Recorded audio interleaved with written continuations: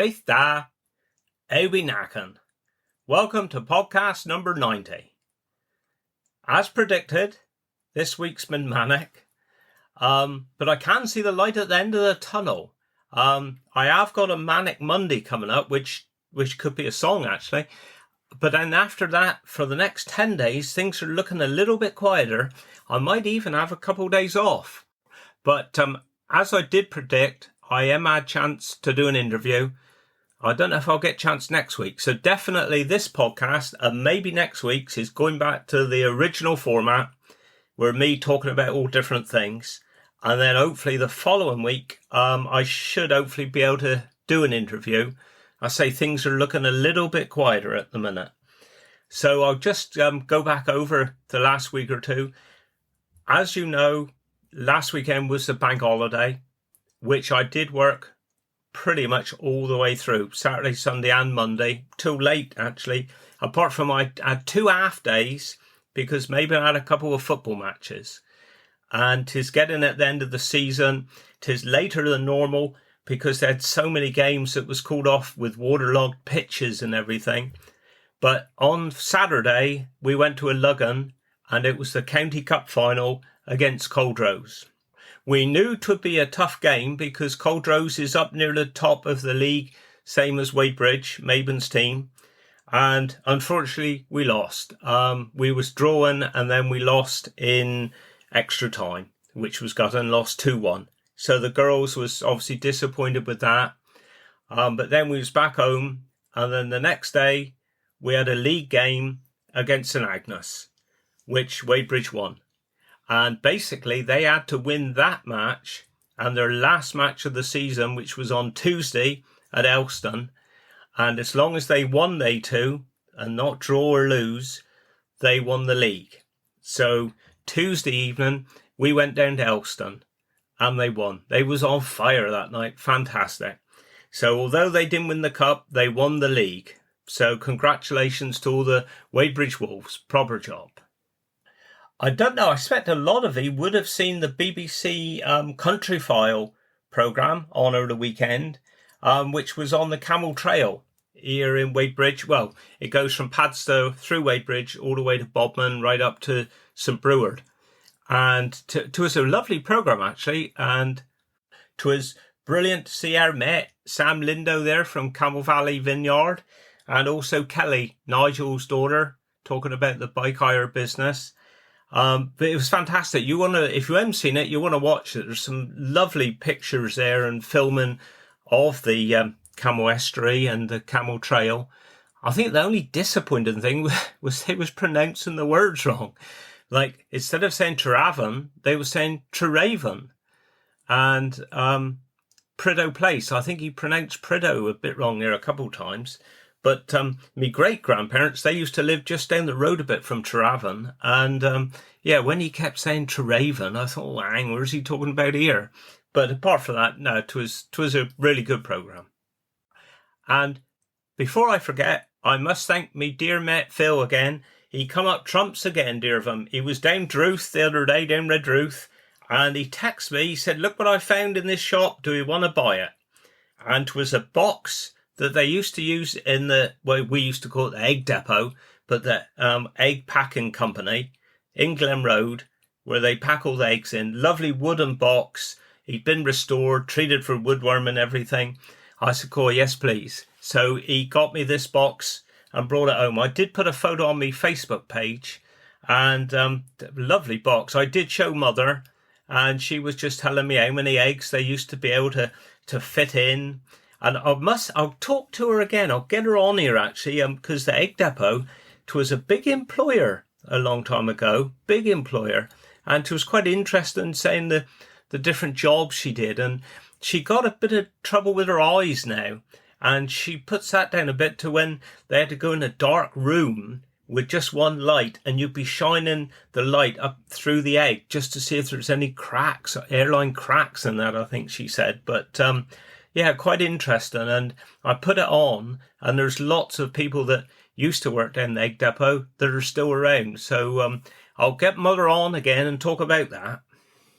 And for me funerals this week, we've had quite a selection again, actually. ranging right from the funerals at the crematorium where nobody attends kind of thing, to a graveside service with hardly anybody there, going right the way through to church services where the church is full, there's people standing. So it was quite a variety. But on Wednesday, we did have a funeral of my dear mate Rich, and I've known Rich for many years. He used to do all the artwork for, well, I would say 95% of me tattoos I've got. Very good artist, real gentle giant. And so we did have his funeral on Wednesday, and it was requested no suits. So me and the bearers, we turned up in our shorts and our t-shirts, just to do really what Rich would have wanted. And I'm sure he would have approved. So when thinking of him, mate, I was only with him about a month before, and he was absolutely fine. It was so sudden, but yeah, rest in peace, mate. And also, while thinking about the tattooing, it did make me think there's an option. I don't know if I have mentioned it before or no, but it's something that a lot of people are doing now that have tattoos. With ashes, if someone passed away, there's so many things. I think I did a podcast on it, and I think I might have mentioned, I'm not sure, but one option you've got is you just get some of the fine bits of the ashes. You go to have your tattoo and they mix the ashes in the ink so that when you have your tattoo done, it gets in under your skin kind of thing, the ashes. And it's getting quite popular, actually. And I did think of that, actually, when we were in the chapel there this week. Another funeral we had, my friend Tim was there, and we were talking about the lady that passed away. And he come up with this lovely little story, and it did make me smile. And I thought I'd say it today.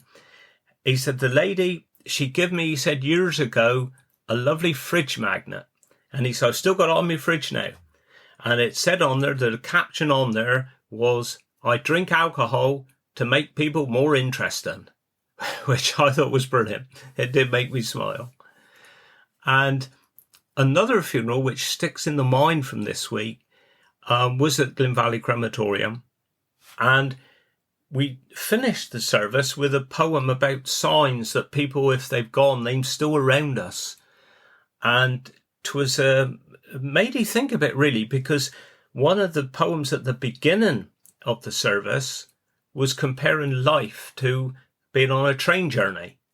So you get on the train, the first stop, you're there with your parents, you expect them to be there for all your journey, but at some stage they will get off the train, and then other people will get on the train and be with you for a while. Some then will get off, you don't even notice. Others will be there for a long time. And 'tis a nice little reading, actually. It's quite a long one. If it wasn't quite so long, I would read it to you, but I'd most probably sound a bit like Pam Ayres or something. But looking at that, you had that poem, and just 5 minutes before, as we'd gone into the chapel, we'd sat down listening to the piece of music as we'd gone in, and just as the music was finishing, we looked out the window, and the Bodmin and Wentford Steam Railway train went right across the bottom of the field, puffing the smoke up into the air. So you see that train, and then within 5 minutes, you're reading that poem, and then the final poem is all about signs and everything. Yeah, it made you think, I tell you. I know I've said so often that it's so strange as well that you get a run of funerals from one area, then from another area, and then so it goes on and on. And it's been strange this week because 3 days running, we've had funerals in Eglesell Church. And after 2 of them, the burials have took place at St. Conan's, which is a tiny little church at Washaway. And hence this is the title for this week's podcast. So firstly, where does Washaway get its name? Well, I ain't got a clue. I got a very old friend. Well, he's not very old. Well, he's fairly old. Bob Wynn of the Shipwrecks. And he actually said to me a few weeks ago, he said, here, you're doing your podcast and that. Where did the name Washaway come from? And I've been asking everybody, people that have lived in the area for years, and nobody seems to come up with an answer. So if anybody have got an answer, if you could let me know, that would be brilliant. We done a bit of research, and I have got a book. Phil sent me a copy of it, the listing in the book. And the only thing they could think there was that Washaway actually come from the word washway, which either was the part of the road was crossed by a shallow stream, or if it's a concave road, it was deeper in the middle than at the sides. But that's the only thing that they could come up with. And again, we just don't know. But there used to be a pub there. It is now Trehellis House Restaurant, but it was a pub and restaurant there at Washaway, and it was called Wash Away Your Troubles. So at least you know where the title of my podcast had come from, but we still ain't 100% sure where the name Washaway come from. Well, then you look at St. Conan's Church. Well, where does St. Conan's come from? Is it Conan the Barbarian? Well, I don't know. I have done a bit of research. I tell you what, I'm doing the work this week. And the things I've come up with is maybe there was a Conan that was tied up with St. Petroc. And they do say that St. Petroc was down at Padstow and he come up through Wadebridge and went to Bodmin, because you got St. Petroc's Church in Bodmin and also down there at Padstow. So whether he was tied up with St. Petroc, this Conan, but then others say that the Bishop of St. Germans in the 930s, which that you would say it, the year 930, was a Conan. So we don't know. But 'tis a lovely little church. 'Tis actually on the edge of the Pencarrow estate, and the church was actually erected in 1882 on the land given by Lady Molesworth of Pencarrow. And they reckon the actual font there is of Celtic origin, and 'tis one of the oldest in Cornwall and England. They reckon it was rescued from a rectory garden in Lanteglis by Camelford. And also the pulpit, they reckon, is quite notable, and that comes from the 16th century, and that was brought from Germany by Sir William Molesworth. And they reckon it had been used by Martin Luther. So there's a nice bit of history there in the church. But they reckon that the building of the church was completed in 1883 for the sum of £490. And the stonemasons that was responsible for building it was Gill and Cleve of Egglesale, and the carpentry work was done by Mr. Williams of Egglesale. Now, I don't know if that's anything to do with the Williams family that we took the funeral side on from. I don't know. I know that some of me ancestors on the Hodge side was Williamses from Egglesale. Now, whether it was tied up with they, I don't know. We're going back a bit here now.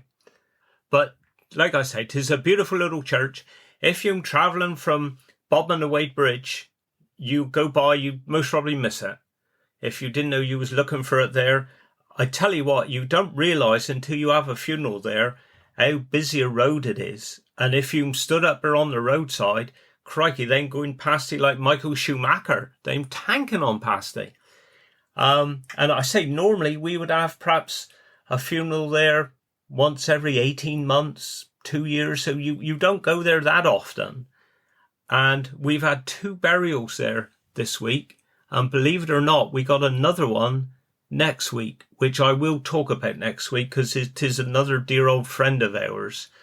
And I like to speak after we've, conducted the funeral.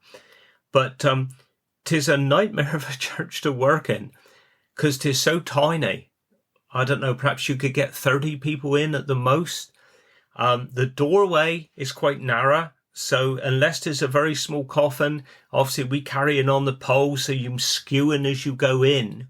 'Tis beautiful inside, absolutely lovely. But 9 times out of 10, we have to take our PA system. And you've got a tiny little churchyard, and then you've got the trees of Pencarrow Estate surrounding it on 3 sides, really, 2.5 sides. And we was talking to Matt there today, our gravedigger, after the service, and he'd actually just seen 2 deer.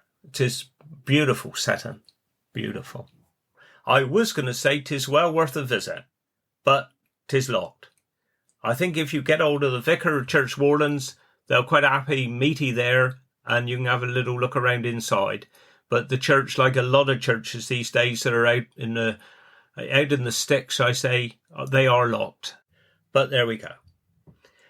You might have seen, I put on our Facebook page tonight also, before I forget, Neil that works for us, dear Neil, he's been working hard for the last 2 years, and he's now passed his diploma in funeral directing. So well done, mate. We put a little photo on there today, and congratulations to him. And also, going back actually to ashes, one thing I've meant to say, because I've had 2 people now in the last week talking about when you collect ashes from the crematorium, we'll bring them back for the family. And it's like somebody this week said, how do we know it's that person's ashes? You know, we've heard that end of the day, they just scoop a lot of ashes out from and just share them up sort of thing. So I was able to reassure them, the actual cremators at the crematorium, they're only big enough to get 1 coffin in. So the coffin will go in, the cremation will take place, and then they've got a kind of a little grill, I think, is where the ash from the coffin will just disappear. So what you're left with then is the bones. So they bring the bones out, and then they put the bones in this little machine, I think they call it a cremulator, I think, where they reduce the bones to ashes. So that's how you can guarantee that it's that person's ashes and nobody else's, because it comes from the bones that have come out from the cremator. And they hang us strict all the way through. It's like you might have seen when we turn up at the crematorium, the first thing the verger will do is come out and look at the nameplate. And if there's anything wrong, if the name's spelt wrong or the date of death or the age is wrong, that's what they're looking at. So, you know, they're very strict. And then, like I say, all the way through the cremation process, they have a number. Everything is registered. So that when we bring the ashes back, they'll come back with a certificate to say that 'tis that person's ashes. So that's how we can safely say, we can reassure families. And then, of course, we keep them. We got a lovely locked cupboard where we keep the ashes, always ring the family when we bring them back. And then we look after them until they want them. They could collect them the same day. They might come in 5 years' time. But I know I said before on a previous podcast, we got ashes there going back to 1973. So there's no rush. But I think, to be honest, I think they will be with us forever. But I thought I just wanted to say that today because a lot of people don't realise. So there we have it. Well, for the life and times of a Cornish funeral director, I've talked about funerals quite a bit this week, which in normal these days. But I think that'll be it. I'll go on to me Cornish bits now. And I think I'll do the Cornish word for deer. Because like I say, Matt, he said he saw a couple in the woods today there in Pencarrow. But also I was coming home late from work one day last week. It was about 10 o'clock. And just as I'm getting up to my house, on the left-hand side, there's a lay-by there. And there's this beautiful young deer just stood there in the lay-by gawking at me. And I don't know whether he come down from Trewerder or where. I don't know where he come from. But beautiful. And I carried on. I don't know where he went. I don't think it could be down our side because you got all the fences by the lakes and that. So, but I thought that's what I'll do. Me Cornish word for the week for deer. For a male deer is carrow. Carrow. So there we go. And for me Cornish dialect of the week, I come across this one. I got to be a bit careful because I've still got a few cousins over in Mevagizzy way, or Meva as we call it, Mevagizzy way. But I did come across this one, which did make me laugh. And they said they like Mevagizzy volunteers, all officers and no privates. So there we go. Right, well, I'm going to leave you now. And I hope you have a good week. I've got a busy social week coming up, actually, including going down to rugby tomorrow. I'm going to work tomorrow morning, rugby tomorrow afternoon, and, of course, end of the week, 'tis a Royal Cornwall show. But I wish you well. Hope you have a good week. Do Guinness. Carnobus Fecund.